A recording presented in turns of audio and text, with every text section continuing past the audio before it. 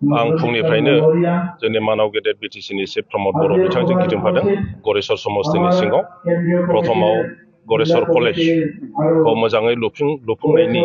हाबाफारि लानानै बाहाय थांनाय जादों आरो बाहाय इतिमध्ये एडुकेशन डिपार्टमेन्टनिफ्राय बिटिसिनिफ्राय नैबे बोसोरसे बोसोरनैनि गेजेराव 3 कौटिसोनि इनफ्रास्ट्राक्चार क्रिएट खालामनाय जादों बावैनो गोल्डेन जुबली जागोन बेखौ बोरै लुफुंनो आरो बेनि थाखाय आरो साबसिन इनफ्रास्ट्राक्चार मा नांगौ बेखौ लुफुंनायनि बाथ्रा सावरायनाय जादों बेनि उनावहाय मोनसे रुंसारि सुजित नार्जारी मेम'रियेल अडिट'रियाम बेखेवनाय जादों सुजित नार्जारी मेम'रियेल अडिट'रियामखौ 40टा समस्तियाव गंसे हिसाबै 40टा बानायगासिनो दङ फ्रायानो जाफुंजोबबाय जोबोद मोजां सिद्धान्त बियो खारन जोंनि जायगायाव मिटिं दावथिं खालामनो थाखाय न' गैया आरो बे अडिट'रियामखौ खालामनायनि उनावहाय प्रत्येक जाथि गस्थि जिखुनु मिटिं दावथिं जानांगौब्ला दा मोजां मोनसे सुबिदा फैबाय बेनि उनावहाय स्कुल मोनसे बानायनाय बेखौबो बेखेवहैबाय मोनसे गिदिरथार दालां 2 कौटिसोनि मोजां गामिनि जोबोद प्रयोजन दालां बेखौबो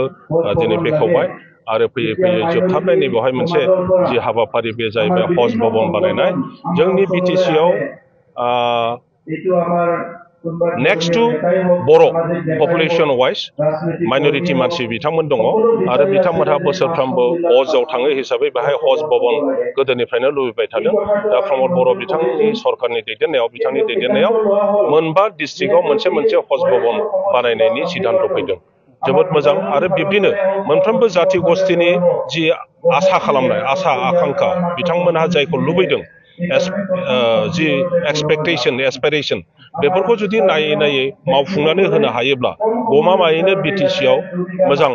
बिदा फंबाय प्रत्येक जाथि गस्थिनि गेजेराव अनलायनाय शान्ति परिस्थितिया गमामायै फैमारगोन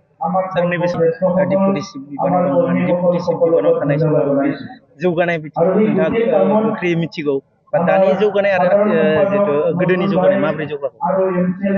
आगोलनि सरकाराबो जोंनि दिननि सरकाराबो गोबांथार मावबोदों खारना जाहैबाय गोदो जों जेब्ला बिटिसि दाजेनबाय आरो सरकार हिसाबै जों खामानि मावजेनबाय बे समावहाय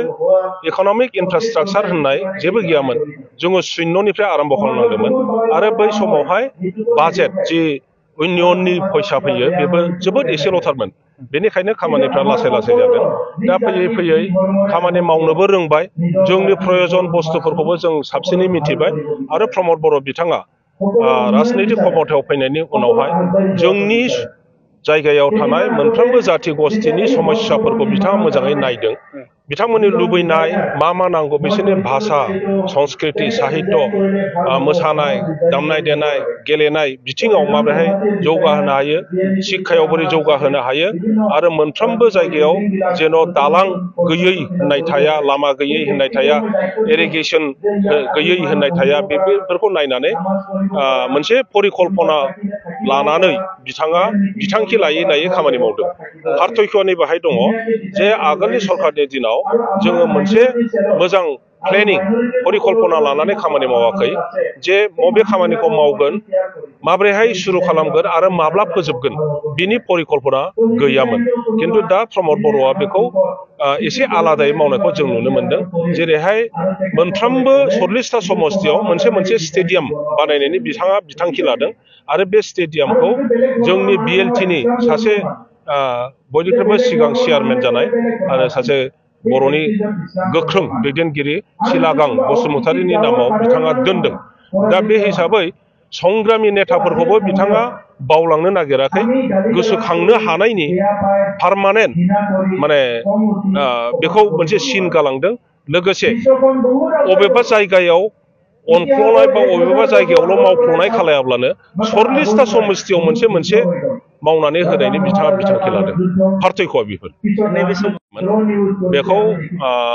सोरबा पार्टिकुलार बेक्तिखौ दाय होनानै फोजोबनो हाया परिस्थितियानो बेनो फैदोंमोन जे जिहेतु 40 बोसोर आन्दलन जाबोदों आरो बे आन्दलना गणतान्त्रिक लामायावल' थाबथायाखै बियो अस्त्रधारिफोरनि आखायाव थांदों आरो अस्त्रधारिफोरनि आखायाव जेब्ला संग्रामा थांबाय आन्दलना थांबाय अब्ला बाहाय बहुत धरननि घात प्रतिघात फैयो आरो बे घात प्रतिघातआव मोनफ्रोमबो जाति गस्थि जायफ्रा BTC आव बखबास खालामनाय बिथांमोनहाबो खस्थ' मोननांगौ जादों, भुगिनांदों। दा बेनिफ्राय जेब्ला BTC जाबाय अब्लासिम बे भुगिनांनानै दुखु मोनलायनाय गाज्रि मोनलायनाया जोबाखैमोन। दा बेनिखायनो BTC जाखांनायनि उनावबो गोलाव बोसोर बेफोरो सोलिबाय थादों आरो बे समाव जायफ्रा BTC खौ सालायदों बिथांमोननि सायाव दखाराव होनो नागिरो, नाथाय बे दखारावखौ होब्लानो बे परिस्थितिया हारसिङै सान्थि जानाय नङामोन। बयबो सेस्था खालामदों सान्थि प्रतिष्ठा खालामनो आरो दानि दैदेनगिरि बिथांमोनहा जिहेतु साबसिन सुबिदा मोनफैबाय बे हिसाबै बिथांमोनहा साबसिन खामानि मावदों। आं बयखौबो दानि नेताफोरखौ धन्यबाद होयो। बिथांमोनहा मोनफ्रोमबो जाति गस्थि भाखा भाखि धर्मालम्बी बिथांमोनखौ ज' लाथारनानै खामानि मावनो सेस्था खालामदों। बे नङा, BPF नि अबस्थाया जोबोद गाज्रि दा। बेखौ BPF नि दैदेनगिरि बिथांमोनहा मेल दावथिङावल' बुंसोबायदों जे BPF आनो सरखार दागोन, 100% BPF आनो सरखार दागोन होननानै बुंदों। बे बुंनायनि बबाहाय मा जुक्ति दङ? नोङो गामियाव थां, सहराव थां, रायजो राजाफोरजों रायज्लाय, मोनफ्रोमबो जाथि गस्थिनि मानसिफोरजों रायज्लाय, BPF नि खोथाथ' फैया। आरो BPF खौ BTC बासिया नों मुस्लिमखौनो बुं, बर'खौनो बुं, बाङालिखौनो बुं, असमियाखौनो बुं, राजबंसिखौनो बुं, गुरखाखौनो बुं, आदिबासिखौनो बुं, गार', राभा बयखौबो बुं, BPF खौ अलरेडि बिदाय होनायाव फैखाबाय। आरो UPPL आ जिहेतु दा सरखार दानानै 4 बोसोरनि गेजेराव गासिबखौबोथ' बहा मावजोबनो हानो, खिन्थु बिथांमोननि जि हाबा मावनायनि जि आदब, जि खायदा,